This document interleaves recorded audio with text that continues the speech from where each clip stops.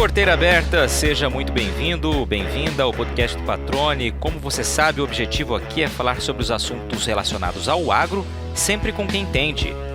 E o nosso convidado de hoje conhece muito sobre o mundo do agronegócio. Ele é conselheiro de uma das maiores agroindústrias do país, a Caramuru Alimentos. O grupo, fundado nos anos 60 no interior do Paraná, tornou-se referência nacional no processamento de soja, milho, girassol e canola.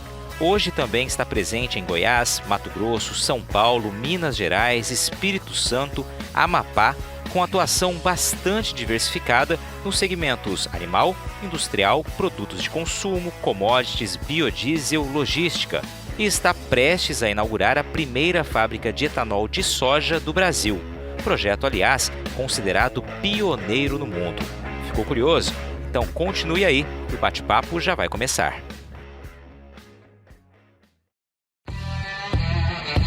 Aos 75 anos de idade, o César Borges fala com orgulho sobre a história que viu nascer e ajudou a construir. Quase 6 décadas depois de inaugurada, a pequena agroindústria localizada na rua Caramuru, em Maringá, virou um exemplo de como a diversificação dos investimentos é uma excelente estratégia, assim como a busca pela integração dos modais logísticos, visando economia na hora de transportar a produção. Com quase 70 armazéns, 11 fábricas, terminais portuários, hidroviários, hidroferroviários e hidrorodoviários, o Grupo Caramuru é hoje uma das principais agroindústrias brasileiras. Entre os focos, a soja convencional, que, aliás, também recebe uma atenção especial do César. Em agosto, ele assumiu a presidência do Instituto Soja Livre, instituto criado em 2017 com a missão de batalhar pela permanência e competitividade do cultivo da soja não transgênica no Brasil. César Borges, eu começo aqui esse episódio do podcast já agradecendo a tua participação aqui com a gente, dedicar um tempo da tua agenda a bater esse papo aqui e dividir informações, contar um pouquinho da sua história, que é sempre muito bacana a gente ouvir, e também, claro, falar sobre perspectivas futuras aí para nossa agricultura. Tenho certeza que vai ser um bate-papo muito legal. É um prazer poder falar contigo. Tudo bem? Tudo bem, e eu que agradeço a oportunidade de falar com você e aqueles que se assistem depois. Você é presidente hoje do Instituto Soja Livre, né, que tem um papel aí fundamental na manutenção, preservação e propagação, né, do cultivo de soja não transgênica aqui no Brasil. A gente vai falar disso adiante. E também, claro, tem um nome muito conhecido por conta da Caramuru, né, empresa na qual você é um nome referência, e eu queria começar esse episódio, né, tentando entender um pouquinho, ouvir um pouquinho da tua história, né? Vamos apresentar para todo mundo que está ouvindo quem é o César Borges desde lá da infância, né? De onde vem a tua ligação com o agro? Vamos recuperar aí algumas décadas aí, César. Eu vou completar 75 anos, então a minha história já é longínqua. Nasci em 46.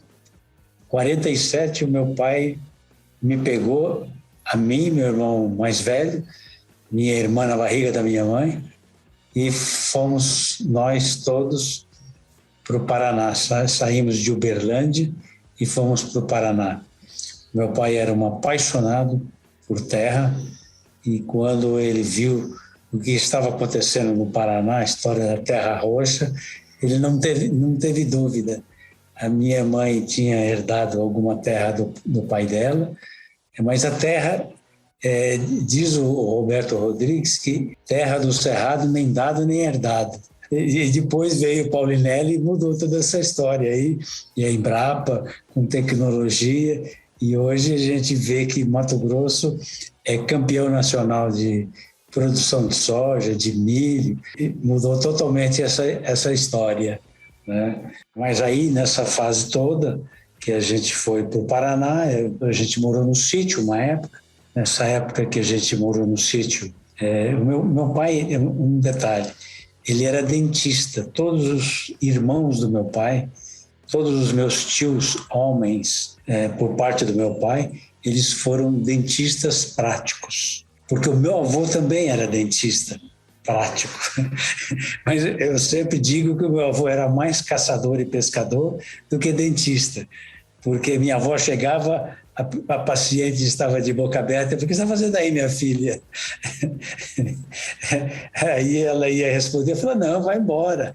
Quando o cachorro late, ele some. Sensacional. E volta daí 3, 4 dias. Então, pode ir embora. Então, voltando um pouco no meu pai, ele foi dentista prático um período. Ele trabalhava com quem era formado e podia botar a placa na frente, e o meu pai ensinava o dentista a trabalhar, porque ele era o prático. E aí a gente foi morar no sítio, voltando ao sítio. A gente morou no sítio, eu devia ter mais ou menos 5 anos, por aí. E no sítio a gente só podia estudar até o 3º ano primário. Então a gente trabalhava numa empresa familiar, todo mundo pequeno, todo mundo ajudava, todo mundo lavava louça, todo mundo levava farelo para os porquinhos, milho para as galinhas, levava farelo para a vaquinha de leite, que a gente depois tirava o leite, depois bebia, etc. e tal. Então era uma vida muito, muito legal. A gente podia subir no pé de manga, a gente comia manga de cima do pé, então muitas e maravilhosas recordações dessa fase. Legal. Deixa eu fazer só uma pergunta já aí para você, aproveitando o gancho ainda da história do dentista prático ser uma tradição, vamos colocar assim, na família. Nunca passou pela tua cabeça seguir essa profissão também? Ou essa convivência com o campo desde pequeno já te direcionou para a agricultura? Olha, tem um braço da família, o meu pai se casou com a minha mãe, e um irmão dele se casou com a irmã da minha mãe. Então, esse braço do irmão dele acabou indo para as ciências médicas. Então, tem médico, tem dentista, tem protético, tem um monte de coisa desse outro lado. Do lado do meu pai não tem nenhum. Não tem nenhum em ciências médicas. Todo mundo ou é economista, ou é administrador. Tem uma química no meio aí, só para variar. E aí tua infância, então, ali no Paraná? Então, nessa ocasião, meu pai, ele industrializava, moía milho e arroz. E fazia sistema de troca, literalmente. Quando o pessoal vinha com milho, depois voltava com fubá, como tem o ditado por aí. Então, ele fazia uma troca. Não lembro bem se recebia 60 de milho, devolvia 40 de fubá. Trocava o arroz também, recebia arroz com casca e devolvia o arroz beneficiado. E a gente ficava com farelo para dar para os animais. E um pedaço de arroz beneficiado a gente também podia usar na nossa alimentação. E a mesma coisa acontecia com o milho, que tinha uma parte do milho que você ficava e fazia uma polentinha, que a gente foi criado na polenta, no pão de queijo, nessas coisas todas, porque filho de mineiro, né? Então tem que ter o fubá. E o nosso sucrilhos da época era uma sobra da polenta sem sal que você comia com leite. Então a gente foi criado com tudo isso. O meu irmão, como ele concluiu o 3º ano, na época se chamava primário, aí ele foi para a casa de uns tios. A gente morava perto de Astorga e esses tios moravam em Arapongas. É tudo relativamente perto.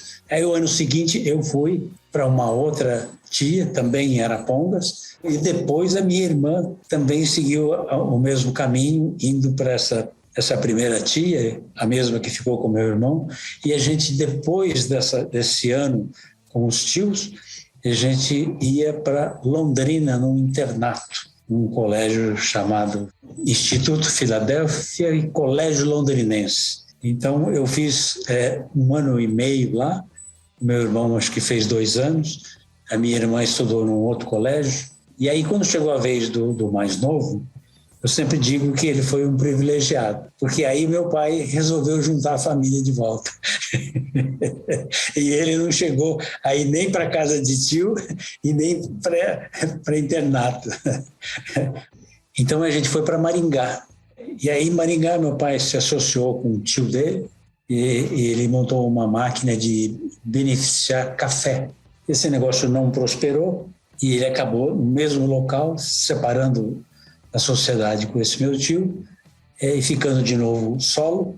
E aí ele voltou àquele negócio de moer milho e beneficiar o arroz. Isso foi na Rua Caramuru, daí o nome, até hoje, da empresa. Então, a nossa empresa começou na rua Caramuru 273, no ano de 64. Começou como uma empresa individual. Era um barracão de madeira e o meu pai é Múcio de Souza Rezende, a empresa era no nome dele. E ele sempre continuava sendo ajudado pelos filhos, de uma forma ou de outra. Em 65 eu vim para São Paulo, eu queria imitar uma pessoa, um auditor de uma empresa que eu trabalhei, que eu tinha admiração por ele, então eu quis estudar na mesma escola que ele tinha estudado. Então eu fiz a faculdade, não bem a que eu queria, porque eu não tive notas suficientes, mas eu não passei nem 3 meses depois de ter concluído o meu curso anterior, que foi técnico de contabilidade, mas eu já entrei, fiz um cursinho rápido aqui em São Paulo e já entrei, só que não entrei em ciências econômicas, entrei em ciências contábeis e atuariais. E fiz esse curso foi bastante útil para mim, porque nessa área do atuariais acabou sendo bastante assim, interessante, porque no passado a gente ainda estudava isso, e aí depois, com o tempo, ninguém achava que precisava ter um sistema que medisse, que reservasse um dinheiro para você ter a sua aposentadoria. Então, o atuariais e seguro era bem essa área. Então, isso eu aprendi desde muito cedo. Então, eu concluí a minha faculdade de Ciências Contábeis e Atuariais, e nesse meio tempo, as primeiras férias que eu tirei de julho, fui para Maringá e fiz o balanço inteiro da empresa, na época de ficha tríplice. Isso é muito antigo, não é do seu tempo, naturalmente, mas no meu tempo de contador existia essa tal de ficha tríplice. Tinha uma via que era do diário, depois tinha uma outra via que era do débito e a outra que era do crédito. Então, eu fiz a contabilidade nesse período inicial da empresa. Obviamente, não ganhava nada com isso, né? Porque era só experiência. Em São Paulo, eu trabalhei em vários empregos aqui, inclusive emprego público. Eu cheguei a trabalhar na prefeitura, fiz um concurso público e entrei, bem classificado. Fui fiscal de ISS, fiscal de imposto predial. E nessa altura eu já tinha entrado para fazer um pós-graduação e mestrado, fiz as cadeiras do mestrado na Fundação Getúlio Vargas. Então eu adquiri muita experiência, passei por uma multinacional, trabalhei na SKF, foi a maior experiência que eu tive dos meus empregos. Então passei por uma multinacional, passei por emprego público e fiz contabilidade de várias empresas. Nos anos que eu fiquei em São Paulo, de 65 a 74, portanto 9 anos, eu tive uns 10 trabalhos diferentes. E nesse período de prefeitura eu tinha muito tempo, que eu era muito competente para o trabalho, então eu às vezes chegava a trabalhar 3 dias por semana. E aí uma pessoa que eu conheci na SKF me convidou, falou: por que você não vem fazer projetos comigo, projetos econômico-financeiros, para você obter benefícios fiscais, coisas que já no passado existiam. Então, eu fiz alguns projetos com essa pessoa. Então, aprendi a fazer projeto econômico financeiro para obter financiamento também, etc. E tal. O projeto servia para tudo isso. O primeiro projeto da Caramuru, quando eu entrei na Caramuru, no ano de 74, eu cheguei a fazer um projeto inteiro, assim, de A a Z, para obter financiamento. Foi o primeiro financiamento que a Caramuru pegou de longo prazo. E foi um ensinamento que eu deixei na empresa, e acabou virando uma cláusula pétrea, tipo uma cláusula da nossa Constituição de Caramuru, de que toda vez que nós fôssemos fazer um investimento, deveríamos fazê-lo sim, mas com financiamento com prazo adequado, não para dinheiro de giro, que às vezes dinheiro de giro é para 1 ano, para descontar duplicata, etc. Mas é um dinheiro para investimento fixo, que você precisa de um prazo maior para dar tempo do investimento maturar, porque às vezes o investimento não dá certo, às vezes demora para dar certo. E isso também ajudou a empresa a crescer, porque quando eu entrei na empresa, o meu irmão mais velho, o falecido, ele vivia de banco em banco cobrindo. Naquela época a compensação era demorada, Então, ele podia demorar 3, 4 dias para cobrir um estouro de conta. Mas isso era viver perigosamente. E a gente aprendeu que não precisa viver tão perigosamente, basta viver só perigosamente. Então, a gente foi fazendo isso e aí passamos a obter financiamentos de BNDES, de juros mais compatíveis com investimento, etc., etc. E até hoje a gente faz isso, tem todo esse cuidado para não fazer um investimento maior do que a sua capacidade de pagá-lo, né? Interessante, importantíssimo esse insight desde lá do começo, né? Desde lá do começo. Tem que pensar na viabilidade financeira, né? E como você exemplificou, dar tempo para que os investimentos se maturem, né? Perfeitamente. E já cheguei a levar muitas esfregas. Em uma ocasião, um gerente do Banco do Brasil, a gente precisou prorrogar umas contas com fornecedores nossos, e aí o gerente ficou sabendo. O problema não era conosco, mas é porque isso bateu nele.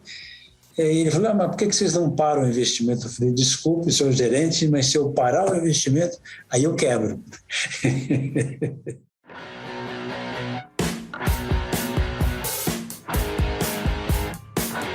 Você está ouvindo o podcast do Patrone. Agroinformação com quem entende.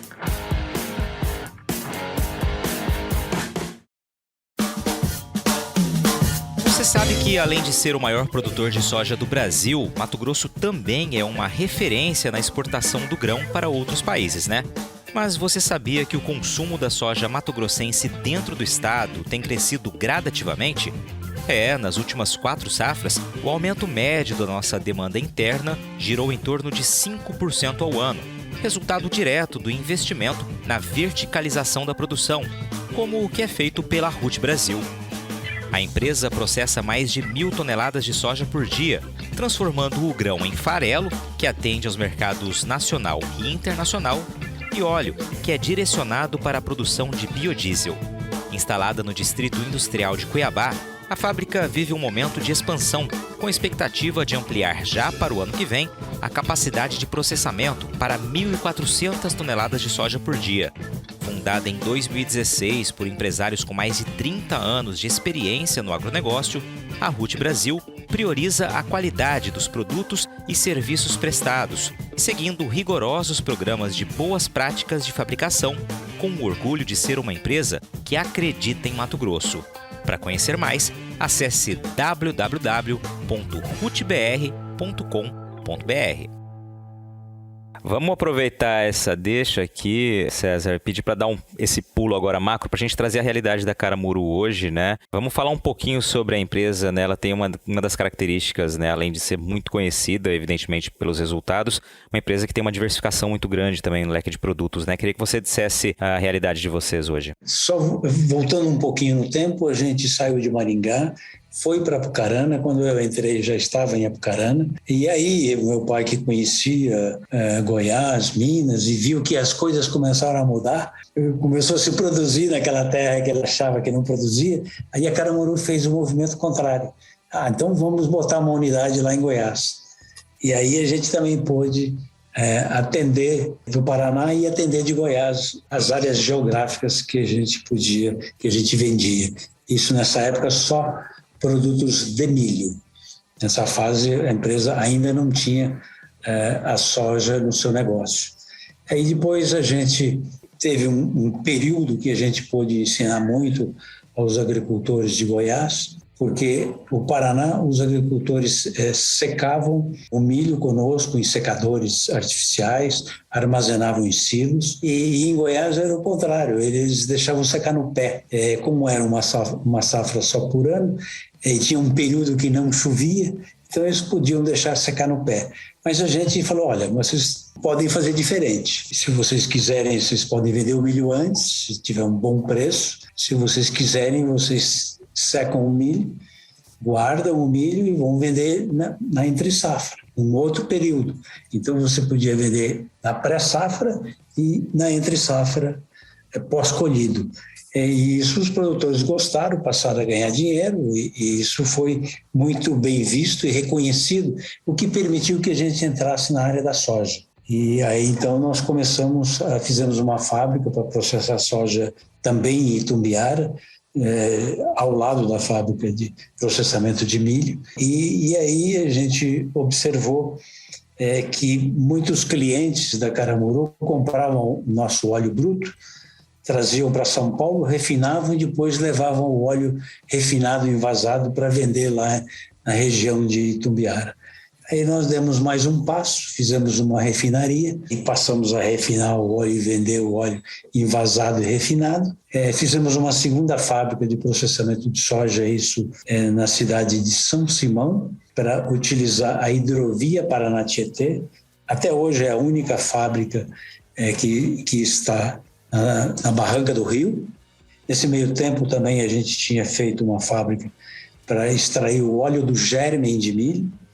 E a gente fez essa fábrica no Paraná porque a gente fez as contas e entendeu que era melhor a gente juntar todo o germe é o miolo do milho, todo o germe extraído do milho, para depois, nesse processo, ficar só a canjica e você moer a canjica, e aí a vida útil dos produtos da canjica, o fubá, etc., era uma vida útil maior do que você moendo o milho inteiro. Então, essa fábrica a gente botou no Paraná porque os motoristas, em geral, eles eram de Arapongas e eles faziam o trajeto para casa, vindo dos vários lugares do país, inclusive de Itumbiara, e eles podiam trazer um frete de retorno. E isso era economicamente muito interessante. E a gente tinha um terreno que a gente adquiriu para fazer essa extração lá em Apucarana, que a gente, durante muito tempo, a gente levava esse terreno tinha um desvio ferroviário e a gente levava o produto para Paranaguá e esse produto era exportado para a Alemanha, principalmente para a Alemanha. Aí vou voltar para a soja lá em Goiás. A gente então fez essa segunda fábrica em São Simão, já usando logística. Eu quis voltar para Apucarana para a questão da logística, porque a gente fez essa fábrica usando motorista em retorno, a gente usou o desvio ferroviário para transportar para Paranaguá, então a gente já tinha uma ideia de que viria a ser mais tarde uma área de logística dentro da empresa. Então, com esse nosso crescimento na área de soja, a gente se associou com várias empresas e achamos uma saída de farelo no Espírito Santo, lá em Tubarão. E a gente se associou com umas 10 outras empresas e num contrato de bem largo prazo, a Vale do Rio Doce, que assegurou que faria esses transportes de forma competitiva. Então, isso foi o nosso início, assim, de encontrar o mercado internacional de uma forma mais consistente. E aí, a gente acabou descobrindo que a gente deveria vir para Santos, que Santos era muito mais perto, em relação a Goiás, muito mais perto do que o Espírito Santo. E aí a gente acabou se aproximando da Ferronorte. Ela conseguiu o direito de ter um espaço no Porto de Santos. E nós ficamos sócios da Ferronorte, meio a meio.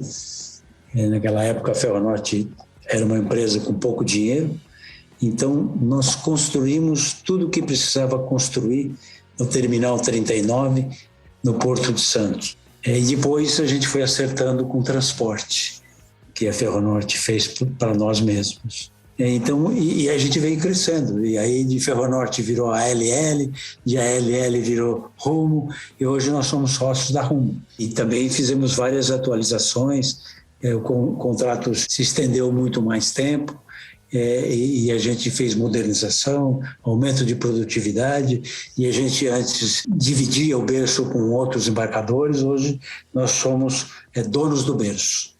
Não temos que dividir o berço com mais ninguém. E a Caramuru é operadora portuária na sociedade Caramuru Rumo.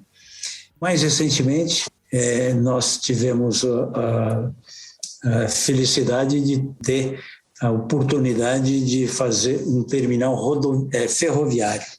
Praticamente na nossa fábrica, então a gente tem possibilidade de embarcar por hidrovia e do outro lado, passando a rodovia, a gente pode também embarcar por ferrovia nesse terminal que nós também somos sócios da Rumo. Nesse meio tempo a gente já tinha produção de biodiesel lá em São Simão, foi a primeira que a gente fez. Depois a gente fez biodiesel em Ipameri. Hoje a gente tem uma terceira fábrica para extrair o óleo da soja em Ipameri, em Goiás. E hoje a gente também está em Sorriso, onde a gente produz proteína concentrada de soja com mais de 62% de proteína, e é um produto de alto valor agregado. E também lá em Sorriso a gente produz o biodiesel. E nesse meio tempo a gente chegou a perder um espaço no Porto de Santos por um contrato que venceu, e aí a gente teve que levar essa proteína concentrada lá para Santa Catarina, porque é um produto não transgênico, não pode misturar, e o único local que a gente conseguiu foi Santa Catarina. E aí, com o tempo, a gente viu que era uma transação muito fora dos nossos padrões. A gente fez investimento no Pará, subimos com o produto de Sorriso até o Pará, botamos transporte do Tapajós com o Amazonas e levamos até o Amapá, no porto de Santana. E de lá embarcamos em navios para a Europa e levamos o produto até a Alemanha, guardamos o produto armazenado e vamos entregando à medida da necessidade dos clientes. Então, nós nos orgulhamos de fazer um produto de alto valor agregado e de entregar na casa do cliente numa venda CIF Europa, CIF Casa do Cliente. São coisas não muito normais nesse setor de soja. Normalmente, o pessoal de soja faz muito bem vender o grão, colocar dentro de um navio e mandar para a China, que aí eles fazem a industrialização lá. Então, nós temos bastante satisfação e gostamos muito de fazer do nosso jeito, desta forma. E agora a gente vai inaugurar brevemente, já está em teste, já deve estar praticamente regular, a produção de etanol de soja, que a gente usa no processo industrial lá em Sorriso. E lá que a gente só usa não transgênico. Sorriso é a nossa unidade exclusiva de não transgênico. São Simão a gente usa uma parte não transgênico e uma parte de transgênico. Legal, eu vou aproveitar aqui, César, só para pegar alguns ganchos que você trouxe aqui. Eu vou de trás para frente, tá? Vamos lá. Primeiro, etanol de soja. Fala um pouquinho mais sobre esse projeto. Nós compramos a tecnologia de quem supostamente sabia fazer. Nós fizemos nosso primeiro financiamento de fôlego junto ao FINEP, por se tratar de uma inovação disruptiva.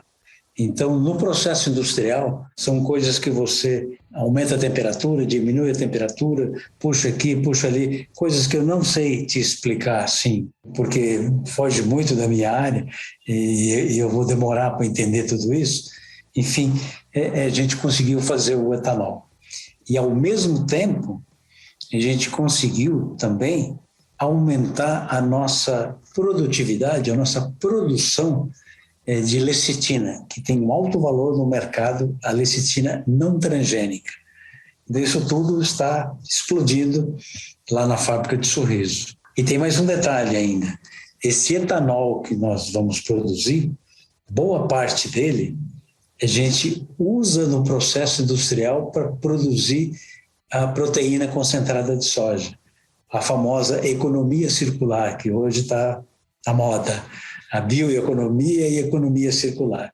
E vai ter um excedente que a gente vai vender no mercado no preço de etanol de milho. Perfeito. Esse é um projeto ali na fábrica de Sorriso, utilizando grãos exclusivamente não transgênicos, é isso? Não transgênicos, exatamente. E é para quando esse projeto? Ele já está inaugurado? Não, isso já está em testes finais. Vocês são pioneiros em etanol de soja no Brasil? Até onde me consta, nós somos no mundo, porque a tecnologia nós compramos de um industrial brasileiro. Interessante. Vou retomar um pouquinho mais aqui a parte de infraestrutura, que você trouxe um panorama bem completo. Eu queria te perguntar para o futuro, né? Qual a tua visão como alguém que atua há tanto tempo nesse segmento, com esse olhar adiante, né? Observando pontos que podem vir a crescer, né? Pontos em que no futuro viriam a se tornar mais logísticos. Como você enxerga o futuro da logística do Brasil? A gente sabe das carências. Como você enxerga esse panorama?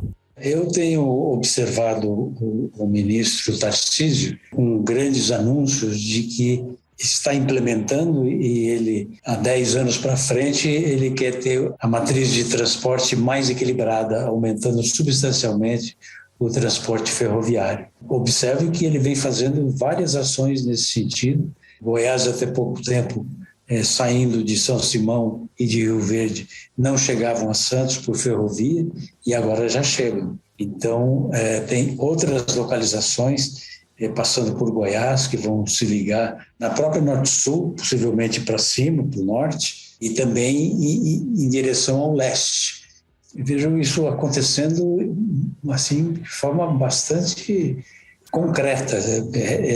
Não é coisa de sonhar futuro, é coisa de ver presente.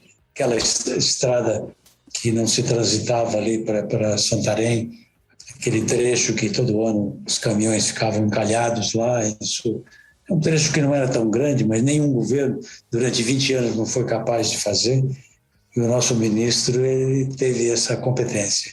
E agora ele quer ampliar ainda mais, levando uma ferrovia. Ele afirma que ele tem investidores para levar essa ferrovia no trecho Sinop-Miritituba. Exatamente. O senhor está se referindo à BR-163, que ficou durante muito tempo sem asfaltar, um trecho pequeno que foi concluído recentemente, e a Ferrogrão agora, o projeto, né, de fato, da Ferrogrão. Que segue no mesmo espaço da BR, né?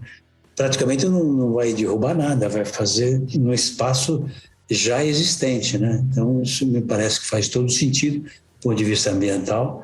O balanço verde dessa ferrovia, segundo ele sempre apregoa e fala e discursa, ele é bastante positivo para o nosso país. A gente falou em diversificação de transporte, você falou aí, citou a matriz, um investimento maior também em ferrovias, né? E aí durante muito tempo a gente ouviu e noticiou o tamanho do impacto do custo do Brasil pela falta de uma logística mais eficiente, mais diversificada no que diz respeito aos modais. O caminho, de fato, é a gente distribuir melhor, ter uma matriz mais equilibrada. O senhor entende dessa forma também? Exatamente, entendo dessa forma, e no caso do Caramuru, a gente chega no Porto de Santos próximo de 80%. Com a nossa produção por ferrovia, e vem crescendo por hidrovia também. Então, você tem que fazer um sistema integrado, um pedaço ferrovia, um pedaço rodovia, um pedaço hidrovia. Então, eu acho que é o uso mais eficiente dos nossos recursos naturais. Excelente. Para a gente ter uma ilustração da importância dessa diversificação, a gente tem uma redução substancial dos custos, né? Sim, sem dúvida. E você não é só a redução, você tem mais equilíbrio. Em São Simão, durante muito tempo, a gente não precisava nem ter um banheiro ostensivo para caminhoneiro, porque a nossa fábrica ela embarcava basicamente tudo pela hidrovia. Depois é que andamos tendo certos problemas de energia elétrica, e aí o pessoal da energia avançou na água do transporte hidroviário. Então, e agora nós vamos ter isso de novo, ao que tudo indica. Então, você vê, e a gente não pode depender de um modo só, porque se eu dependo só da hidrovia e precisa gerar energia, ou não tem mais água, como acontece lá no Rio Paraguai, o Rio Paraná também, lá para chegar na Argentina, você fica impossibilitado de dar sequência no seu negócio. Então, o fato de ter chegado a ferrovia para nós foi, assim, algo bastante importante e salvador da pátria para nós, né? Excelente. Eu vou fazer agora só mais uma observação aqui dentro da primeira fala ali que o senhor trouxe, né, que foi quando contou a história, a evolução ali do grupo Caramuru, né, encontrando as oportunidades, né, e criando oportunidades também. E aí eu faço uma observação. Esse é o caminho, né? Vocês têm um histórico de crescimento, mas enxergando oportunidades. O senhor citou ali a questão do óleo, a questão da soja, a questão do milho, né? Ou seja, da própria logística. Esse é o espírito, né? Esse olhar do empresário e do grupo sempre atento às oportunidades. Quando elas não estão claras, buscar torná-las claras, enxergar um pouco além, um passo adiante. Esse é o caminho na avaliação do senhor? Isso eu não tenho a menor dúvida. A gente olhando assim de trás para frente, não sei se é o termo certo, de hoje para ontem, a gente vê que a gente tomou várias decisões assim rápidas, quando você enxergou oportunidades e que muitas vezes você não tem muito tempo, e que trouxeram resultados assim espetaculares. Por exemplo, a gente atuar em não transgênico, para nós, quando comparado com multinacionais e outras empresas grandes, até aí no Mato Grosso tem a Maggi, que é gigante, e que a gente se posicionou de uma forma diferente, isso permitiu que a gente alongasse no tempo o resultado da nossa atuação em não transgênico, e criasse uma oportunidade, criasse um mercado que estava, em tese, sumindo, porque era massificante. E ainda hoje é uma situação que a percentagem que a gente tem do não transgênico em relação à produção total, ela é ínfima, né? Mas ainda é um bom negócio, ainda é uma oportunidade. Então, obviamente, você tem que ficar atento, pode deixar de ser uma hora, você tem que ficar atento também. E também você pode criar oportunidades. Teve um ano, 2014, por aí, que os nossos clientes falaram: eu não quero mais comprar não transgênico, porque o prêmio está muito alto. E aquele ano, nós já tínhamos comprado praticamente todas as nossas necessidades. Aquele ano foi um ano que a gente teve muita sorte, porque os chineses tinham comprado muito, o mercado de Chicago estava invertido, o mercado futuro era um preço menor que o mercado presente, então os produtores corriam para vender e a gente ficou com uma montanha de estoque na mão. E a gente pôde vender até como se fosse soja transgênica a preços muito maiores do que os preços do que quando a gente planejou. Então, você também tem que contar com um pouco de sorte na sua vida. Faz parte, né? A sorte que sempre acompanha, sempre bom tê-las. Sempre é bem-vinda. Sempre é bem-vinda.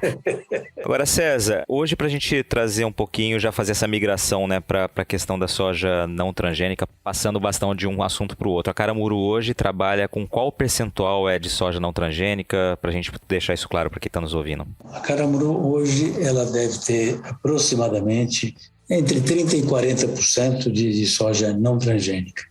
E o restante é de soja transgênica, que a gente também trabalha. E tem certas regiões que o pessoal nem sonha em implantar soja não transgênica.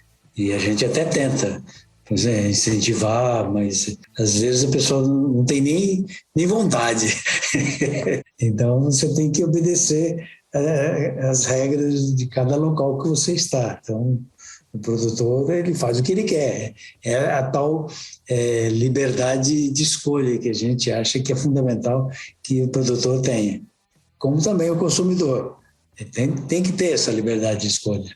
Como os industriais também podem ter essa liberdade de escolher. Uma fábrica eu faço isso, outra fábrica eu faço aquilo, e aí vai. Você recentemente assumiu, né, a presidência, foi eleito presidente do Instituto Soja Livre, né? Vai ficar aí pelo próximo biênio à frente dessa instituição que tem um papel tão importante, como nós dissemos no início, de garantir a existência, a permanência e, quem sabe, a expansão, né, do cultivo de semente de soja não transgênica aqui no Brasil. Eu queria que você explicasse bem brevemente, bem objetivamente, para quem ainda não conheça do tema, né?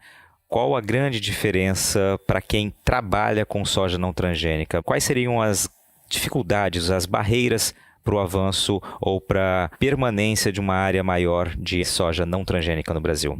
Então, o não transgênico, pelo que eu sempre ouço, assim, em geral, que os produtores foram desistindo e que ele é mais trabalhoso. Então, tudo que dá mais trabalho, as pessoas também procuram fazer o que dá menos trabalho.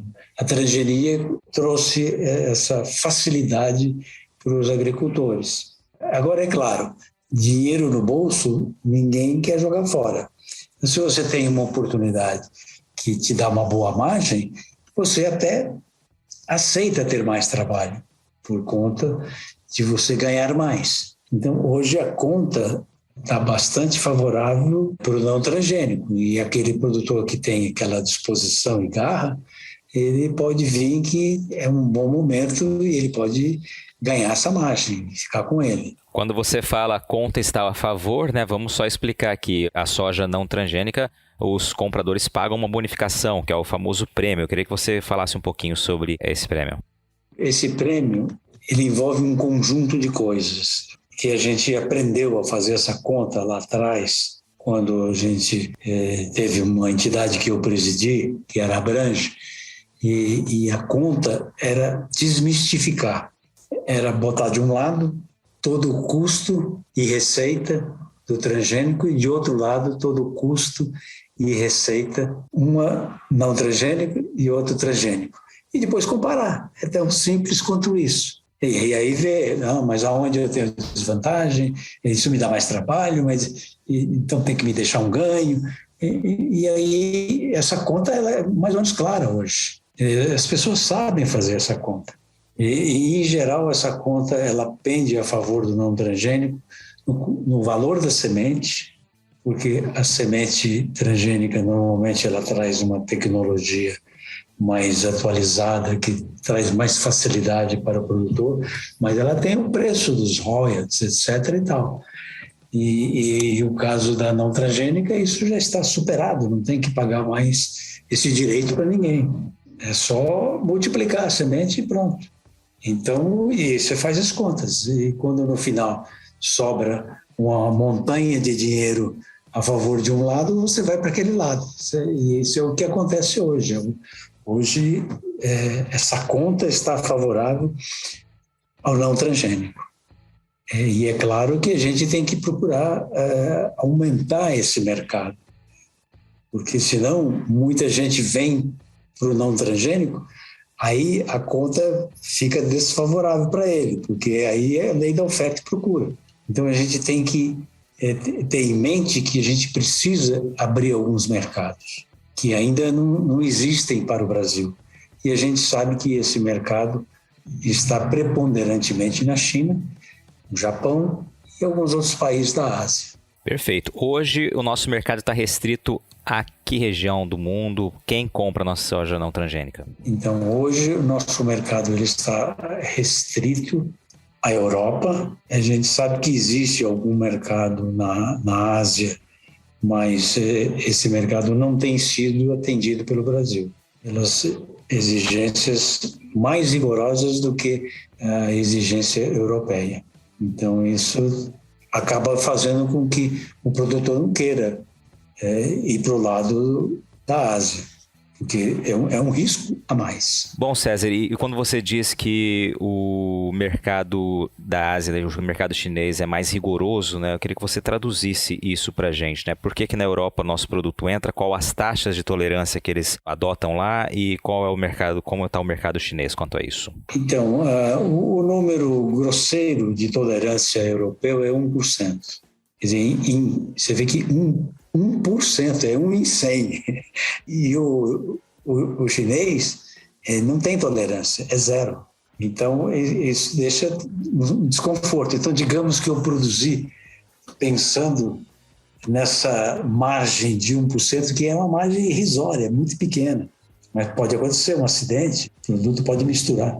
Pode misturar no caminhão, pode misturar no vagão, pode misturar nos silos, sempre tem uma possibilidade. E aí você assume que você tem um risco de 1% para a Europa e para vender para a Ásia, que normalmente paga prêmios menores, você não tem margem nenhuma.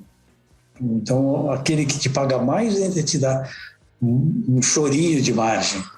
E aí você produziu a sua soja maravilhosa, de repente você perdeu o mercado europeu e aí você vai para o mercado chinês, aí o mercado chinês não aceita, recusa. Então é muito complicado.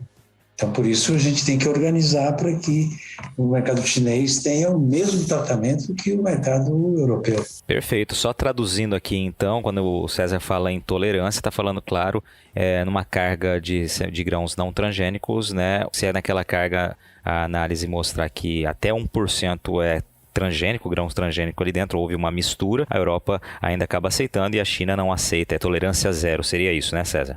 Exatamente.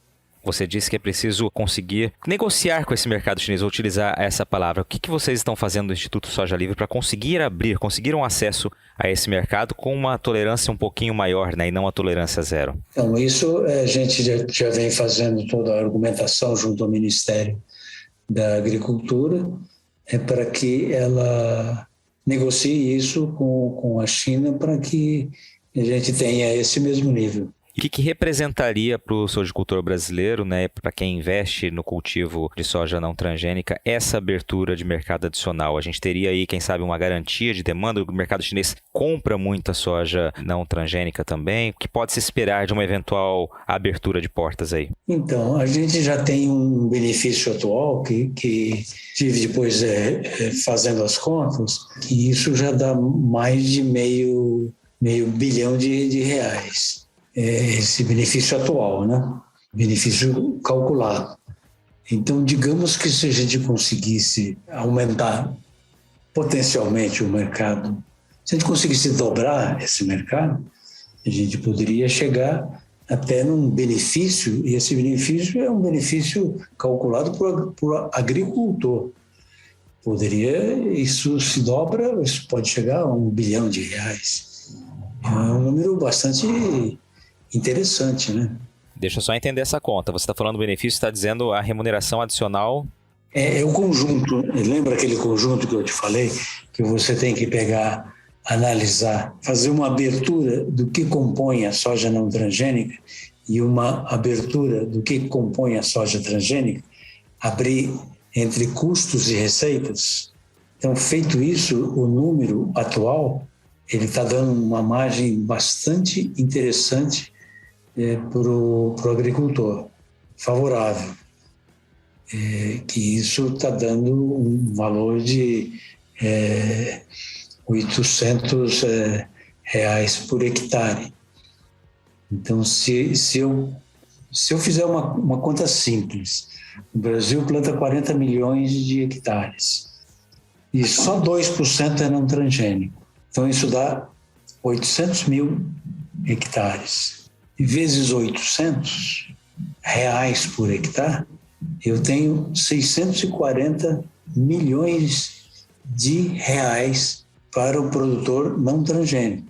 Se dobrar, eu vou ter mais que 1 bi. Eu tenho 1 bi e 300, mas eu arredondei o número, porque como é um número muito assim, ele oscila, então não dá para falar que você pode contar com esse número. E também eu acho que o chinês não vai pagar o mesmo prêmio que o europeu tem pago. Qualidade e credibilidade. Na era da informação e com tantas notícias falsas, é fundamental saber onde encontrar conteúdos produzidos por quem sabe que o bom jornalismo exige responsabilidade. E foi comprometido com você que o portal Leia Agora montou uma estrutura robusta, com uma equipe experiente focada em comunicar de um jeito diferente e dinâmico. O portal se tornou a primeira multiplataforma com conteúdo online e audiovisual em Mato Grosso. Lá você fica sabendo tudo sobre política, esporte, cultura, entretenimento e também sobre agronegócio.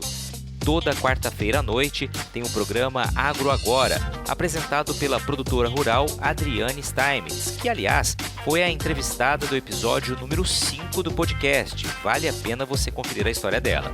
No Agro Agora, a Adriane fala de temas importantes do setor, com o conhecimento de quem também está do lado de dentro da porteira.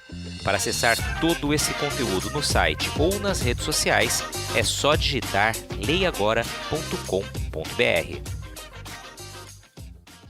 Maravilha, César. E para essa safra, a gente está começando uma nova temporada de soja, né? Nova ciclo 21, 22. Quais são as expectativas para o cultivo de soja não transgênica aqui no Brasil e também aqui em Mato Grosso? Olha, são animadoras porque a gente observa a atitude das empresas como a Caramuru e outras que estão bastante assim, com ações incentivadoras, as sementeiras, os próprios plantadores. Então, nesse sentido, eu vejo que como esse prêmio está bastante motivador no momento, eu vejo bastante possibilidade da gente ter um bom incremento. E aí, quando eu vou falar de incremento, eu não vou pensar em números assim tão maiores, eu vou pensar em 15%, 20% de incremento. Hoje os números do Instituto apontam aí que o Brasil cultiva cerca de 2% da sua área de soja seria de soja não transgênica. Mato Grosso seria o principal produtor, né? Ainda com cerca de 3,3%, são os números do Instituto. A expectativa é que para esse novo ciclo possa haver um pequeno incremento aí nessas áreas? Pode, mas isso pode ser que a gente tenha isso aumentado no Mato Grosso, ou aumentado um pouco em Goiás, diminuído talvez no Paraná. Então a gente não tem o controle dessas ações todas para saber aonde que vai repercutir. Então, quando eu falo nos 2%, eu imaginaria que esse crescimento pudesse ser, no Brasil inteiro, algo de 15% a 20% sobre os 2%. Como você disse, o que alimenta essa sua expectativa é justamente uma bonificação agora que estaria atrativa. Sim, não só isso. Além disso, as empresas têm que fazer o seu dever de casa. As caramurus da vida, elas têm que fazer uma ação junto ao sementeiro, fazer uma ação junto ao agricultor, para que, de fato, eles olhem a oportunidade e se animem. Você destacou aqui, eu não tenho como deixar de perguntar isso para você, mas você destacou que o prêmio oscila muito, por isso não é muito legal falar em valores. Mas você está me dizendo que hoje ele tem uma rentabilidade, hoje ele está atrativo. Hoje, nesse momento, gira em torno de quanto a bonificação? Só para que a gente possa ter um parâmetro do que você considera atrativo. Eu vou dar um número para você, mas talvez uns 20%. Adicionais. Do valor da SAC estão em torno de 20%, claro, fazendo essa observação que isso oscila muito, né? Ou seja, não é uma garantia, mas nesse momento seria isso. Não tem bolsa de valores, não tem contrato futuro assim a rigor, né? Pois é, e aí vem um outro gancho, você acaba de me dar aqui, que é uma das grandes lutas, batalhas de vocês também, é conseguir formatar modelos de contrato mais a longo prazo, né, com esses compradores. É uma bandeira que vocês ainda estão trabalhando, até para dar essa previsibilidade para o produtor e para toda a cadeia. Claro, porque se eu sou produtor, eu vou falar, mas o que adianta? Hoje está assim bom, mas como é que eu vou saber depois, quando eu colher, como é que vai estar? Então é muito incerto, né? O mercado não tem a mesma liquidez, porque um produto, digamos que tem 98% de liquidez, o outro tem 2% de liquidez. Então, realmente é muito delicado. Não adianta você vender ilusão, né? Eu queria trazer aqui à tona um artigo que você publicou recentemente, né, em que falava justamente das perspectivas para o mercado não transgênico, mas dizia especialmente que o mundo precisa saber e saber mais ainda que o Brasil tem esse produto também a oferecer. Queria que você falasse um pouquinho sobre isso. Eu acho que, como a gente é tão pequeno, a gente tem que mostrar que a gente é pequeno, mas que a gente existe. E que a gente já teve períodos, a exemplo que eu comentei, em 2014, que clientes nossos chegaram a anunciar que não comprariam o produto. Mas os consumidores finais exigiram dos supermercadistas que voltassem. E o produto voltou. Então, é nesse sentido, acho que a gente tem que mostrar que existe, e a gente tem que mostrar, não é só para o cliente, a gente tem que mostrar para o consumidor final. A gente tem que mostrar para o dono do armazém, a gente tem que mostrar para as redes sociais, a gente não pode ficar tímido, a gente tem que ter mais ação. Falar com você, falar com seus ouvintes, falar com seus telespectadores e por aí vai. É assim que a gente vai construir. A gente é pequenininho, mas a gente persiste. Excelente. César, para a gente encerrar aqui, qual o recado que você deixa para os associados do Instituto Soja Livre, né? O que esperar dessa nova diretoria, desse próximo biênio? O trabalho que o Instituto faz já há um bom tempo, né, defendendo essa bandeira, defendendo essa causa, né, e mostrando muita efetividade, muito resultado no trabalho que vem desenvolvendo. O que os associados podem esperar aí nesse próximo biênio? Bom, podem esperar que a gente vai lutar com garra para manter esse negócio de pé. A gente vai trabalhar junto a produtores, junto a sementeiros, junto a nós mesmos, nosso grupo, junto a clientes, junto a formadores de opinião. Nós vamos lutar para que ele se mantenha. Maravilha, César. Agradeço a sua participação aqui, tua entrevista contando um pouquinho da sua história, da história, né, do Grupo Caramuru e também das perspectivas aí para o Instituto Soja Livre para o futuro. Obrigado pela tua participação aqui com a gente. Muito obrigado. Um prazer falar todas essas histórias aqui com você e com os seus seguidores. E aí, gostou do bate-papo? Então dá aquela força e compartilha essa entrevista com os seus contatos. E olha, aproveita para mandar aquele feedback dizendo o que você está achando do podcast do Patrone. Pode criticar, elogiar, sugerir temas e pessoas para dividir boas histórias aqui nos próximos episódios. É só enviar uma mensagem lá no Instagram para @LuizPatrone que a gente troca uma ideia, viu? Então, gente, sucesso da porteira para dentro, força e fé da porteira para fora e vamos que vamos! Você ouviu o podcast do Patrone, agroinformação com quem entende.